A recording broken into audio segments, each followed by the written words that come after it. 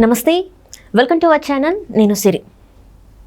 Britain parliament elections అయితే జరిగిపోయాయి. అక్కడ ఏంటంటే మన ఇండియన్ రిషి సునాక్ గారు అయితే గతంలో గెలిచారు, కానీ ఇప్పుడు మాత్రం ఘోర పరాజయ పాలయ్యారు. అయితే ఎందుకు మరి ఈసారి ఎందుకు గెలవలేకపోయారు? సో ఈ అంశాన్ని మనకి వివరించడానికి మనతో పాటు ఉన్నారు Janasena official spokes person Srinivas గారు. నమస్కారం సార్. నమస్తే అమ్మా. రిషి సునాక్ గారు మన బ్రిటన్ పార్లమెంట్ అంటే లాస్ట్ టైం ఎలక్షన్స్ అప్పుడు ఎంత ఘన విజయం సాధించారో మనం చూసాం, కానీ ఈసారి మాత్రం చాలా ఘోరంగా ఓడిపోవడం జరిగింది. అంటే ఆ రోజు భారతీయులు చాలా ఆనందంగా కేరింతలు కొట్టారు, మన భారతీయుడు అని చెప్పేసి గర్వంగా చెప్పుకున్నారు. కానీ ఈసారి పరిస్థితులు మాత్రం తారుమారు అయిపోయాయి. దానికి గల కారణాలు ఏంటంటారు అసలు? ఒకటమ్మ, నిజంగా బ్రిటన్ ఎలక్షన్స్కి మనకి సంబంధం లేకపోయినా మన భారతదేశాన్ని దాదాపు 200 సంవత్సరాలు పాలించినటువంటి బ్రిటిష్ వాళ్ళకి మన భారతీయుడు ప్రధానమంత్రిగా చేసేటందుకు ఏదో ఒక రకమైనటువంటి ఒక సెంటిమెంటల్ ఫీల్ అయ్యారు. అతను గెలిచినప్పుడు చాలామంది మన భారతీయుడు బ్రిటన్ ప్రధానమంత్రి అయ్యాడు అని చెప్పేసి సాధారణంగా అందరూ హ్యాపీ ఫీల్ అయ్యాం. ఈరోజు యాక్చువల్గా మొన్న 4వ తారీఖున ఎలక్షన్ జరిగినాయి. నిన్నే ఎలక్షన్ జరిగింది. ఈరోజు రిజల్ట్ ఇవాళ రిజల్ట్ వచ్చినాయి. అయితే కన్జర్వేటివ్ పార్టీ దాదాపు 14 సంవత్సరాలు బట్టి అక్కడ అధికారంలో ఉంది. ఇప్పుడు లేబర్ పార్టీ అధికారంలోకి వచ్చింది. అయితే ఈ 14 సంవత్సరాల్లో కన్జర్వేటివ్ పార్టీ దాదాపు 5 మంది ప్రధానమంత్రులు మార్చారు. 5వ ప్రధాని మన రిషి సునాక్. రిషి సునాక్ ఎప్పుడు 2022లో అక్టోబర్లో అతను ప్రధానమంత్రిగా బాధ్యతలు స్వీకరించారు.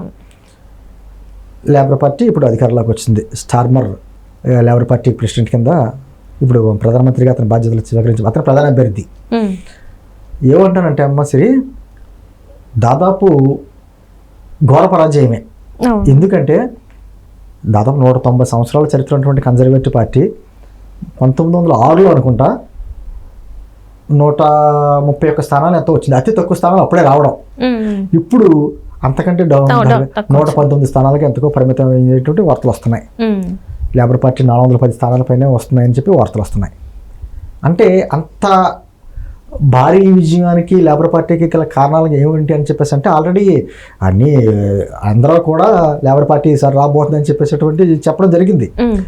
అంటే గత ఈ 14 ఏళ్ళలో యాక్చువల్గా బ్రెగ్జిట్ నుంచి పరిణామాల తర్వాత అక్కడ ఉన్నటువంటి దేశంలో ఆర్థిక మాంద్యం, ఒక పక్కన మౌలిక సదుపాయాలు లేకపోవడం, అనేక కుంభకోణాలు, హెల్త్ సెక్టర్ బాగా డౌన్ అవడం, ఇవన్నీ అంటే ఇక్కడనే కాదు, బ్రిటన్ అనే కాదు, ఏ దేశంలో అయినా ఒకే రకమైన అంశాలు ఉంటాయి.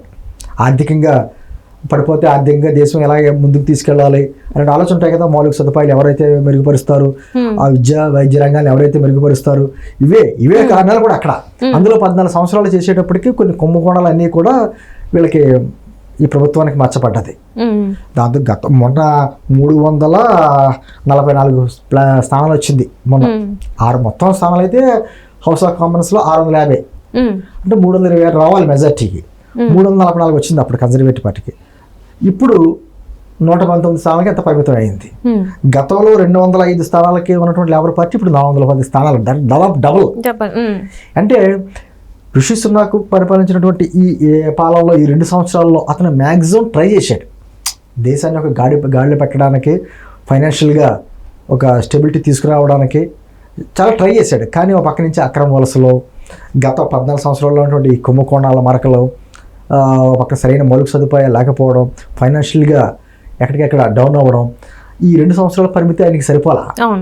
దాంతో పార్టీ ఘోర పరాజయం పొందాల్సి వచ్చింది. ఆయన కూడా చాలా హుందాగానే లేబర్ పార్టీ ప్రెసిడెంట్ గారికి అతనికి ఒక విషెస్ కూడా చెప్పి ఆల్రెడీ చేశాడు. ఇంకా ఫైనల్ రిజల్ట్ అయితే నాకు పూర్తిగా తెలియదు నెంబర్స్. ఇది మాత్రం ఇది జరిగింది.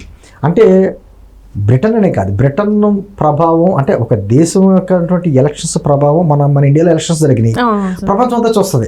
ఏంటి ఆ దేశంలో ఉన్న రాజకీయ వాతావరణం ఎలా ఉంది, పరిస్థితులు ఎలా ఉన్నాయి, వచ్చే గవర్నమెంట్ అధికారులకు ఎవరు వస్తారో ఆ వచ్చే అధికారంలో ఉన్నటువంటి గవర్నమెంట్కి మనకి ఎటువంటి సంబంధాలు ఉంటాయి పోతాయి అనేటువంటి చాలా డిస్కషన్స్ అవుతూ ఉంటుంది. ఆమె ప్రపంచవ్యాప్తంగా అన్ని దేశాలు చూస్తూ ఉంటాయి ఒక దేశంలో ఎలక్షన్ జరుగుతూ ఉంటాయి. ఇప్పుడు అదే ఇంట్రెస్ట్ మొత్తం ప్రపంచం అంతా చూసింది. కాబట్టి ఆల్రెడీ ముందే ఊహించారు లేబర్ పార్టీ ఈసారి వస్తుంది, కన్జర్వేటివ్ పార్టీ ఓడిపోద్ది అనేది ఆల్రెడీ అందరూ ఎక్స్పెక్టెడ్. కానీ మన ఇండియాలో కొంచెం సెంటిమెంట్ ఎక్కువ ఉంటుంది. ఎందుకంటే మీ ఇందాక చెప్పినట్టు ఇన్ఫోసిస్ నారాయణమూర్తి గారు అల్లుడు, మన ఇండియా ఆరిజిన్, అతను భారతీయ మూలాలు ఉన్న వ్యక్తి, బ్రిటన్కి ప్రధాని అయ్యాడు అని చెప్పేసి ఏదో సంతోషం ఉంది కదా, కింద ఓడిపోయేటప్పటికి ఏదో కొంచెం ఒక సెంటిమెంట్గా ఫీల్ అవుతారు. కానీ ఏదైనా కూడా నేను ఇందాక చెప్పినట్టు కారణాలు ఒకటే ఉంటాయి. ఏ దేశం వెళ్ళినా కూడా, ఎక్కడికి వెళ్ళినా కూడా, మన ఏపీలో ఎక్కడ దాకా అక్కర్లేదు, మన ఆంధ్రప్రదేశ్లో జరిగిన ఎలక్షన్స్ కూడా రాష్ట్రం ఆర్థికంగా కుంగిపోయింది, సరైన రోడ్లు లేవు, తాగడానికి సరైన వాటర్ కూడా లేదు. ఈ మౌలిక సదుపాయాలు ఎక్కడ ఏ దేశంలో చూసినా ప్రజలు మౌలిక సదుపాయాలు చూస్తారు. నిరుద్యోగ రేటు తగ్గాలని చెప్పి చూస్తారు, యువతకి ఉపాధి కల్పించాలని చూస్తూ ఉంటారు, అంతా వలసలు తగ్గాలని చూస్తూ ఉంటారు, ఇటువంటివే చూస్తారు. సేమ్ అయ్యే రీజన్స్ అక్కడ జరిగింది. అందుకనే ఆయన కూడా లేబర్ పార్టీ ప్రధాన అభ్యర్థి కూడా మార్పు మొదలయ్యింది, మంచి మార్పు రాకపోతే ఒక స్టేట్మెంట్ కూడా ఇచ్చారు. నిజంగా ఏదైనా ఏ ప్రభుత్వం అయినా ఏ దేశంలో అయినా కూడా సుస్థిరమైనటువంటి ప్రభుత్వాలు ఏర్పడాలి. వారు ఇచ్చిన స్టేట్మెంట్ అది. ఖచ్చితంగా సుస్థిరమైన ప్రభుత్వం మా లేబర్ పార్టీతో వస్తుంది అనే సందర్భంలో కూడా అదే అతని ప్రయాణంలో కూడా, అంటే ఈ ప్రచారంలో స్టార్మర్ గారు మాట్లాడిన మాటలు ఏంటంటే, అతను యాక్చువల్గా ఒక లాయర్, ఒక రాజకుటుంబానికి లాయర్గా ఉండేవాడు. అతను భూస్వాములకి లేకపోతే వారికి మాత్రమే అనుకూలుడు అని చెప్పేసి ప్రచారం చేశారు. కానీ అతను ఏం చెప్పుకున్నాడు, నేను అతి పేద కుటుంబంలో పుట్టాను, నా తల్లి నర్సు, నా తండ్రి ఒక కార్మికుడు, నాకు తెలుసు కష్టాలు ఎలా ఉంటాయో.